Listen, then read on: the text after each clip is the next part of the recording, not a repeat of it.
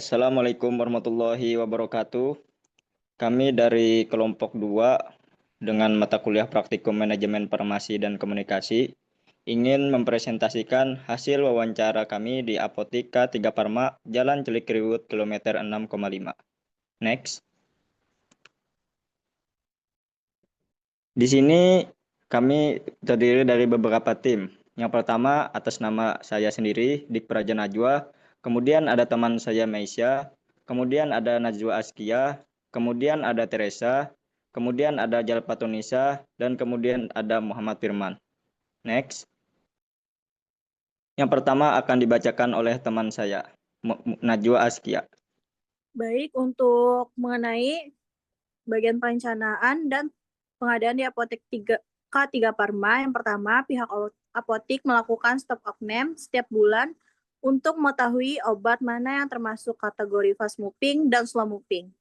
Obat yang termasuk fast moving yaitu obat yang sering dibeli atau banyak dibutuhkan pasien, akan diminta dalam jumlah lebih banyak ke PBF atau pedagang besar farmasi. Sebaliknya, untuk obat yang termasuk slow moving akan dikurangi permintaannya agar tidak terjadi penumpukan stok. Yang kedua, proses perencanaan, yaitu jika suatu obat sebelumnya masih tersedia dalam jumlah cukup banyak atau bahkan banyak, maka tidak dilakukan penambahan stok untuk bulan berikutnya. Dan yang ketiga, untuk proses pengadaan, di Apotika 3 Parma hanya melakukan pembelian obat dari PBF atau distributor resmi. Contoh PBF yang sering digunakan, Trisabta Jaya, Kimia Parma, Trending, dan Distribution lain-lain. Penerimaan atau penyimpanan. Barang datang, dicek kesesuaiannya dengan fakturnya. Contohnya ada expired date, nomor batch, kondisi kemasan, jumlah barang yang datang. Kemudian masuk ke dalam sistem atau gudang. Yang kedua, penyimpanan obat keras disimpan dalam ruangan, obat OTC dan alat kesehatan di etalase atau rak. Yang ketiga, sistem penyimpanan menggunakan kombinasi antara FIFO atau first expired first out dan FIFO first in first out. Penyusunan obat berdasarkan bentuk sediaan obat.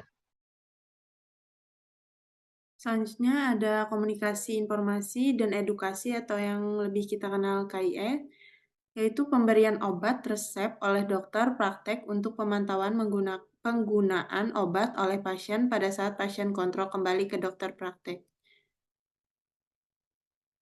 Selanjutnya yaitu sumber daya manusia yang ada di K3 Parma. Yang pertama ada 2 apoteker, yang kedua ada 1 tenaga vokasi farmasi atau TPF, yang ketiga ada 1 admin. Kemudian di bagian pencatatan dan pelaporan. Pencatatan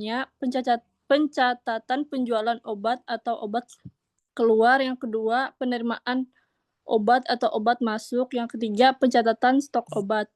Kemudian bagian pelaporan, obat yang mendekati expired dilakukan retur ke PBF atau distributor jika tidak dapat dilakukan penjualan lagi. Obat yang sudah expired dikembalikan kepada PBF atau distributor untuk dilakukan pemusnahan. Sekian dari kami, dari perencanaan hingga seterusnya. Terima kasih. Wassalamualaikum warahmatullahi wabarakatuh.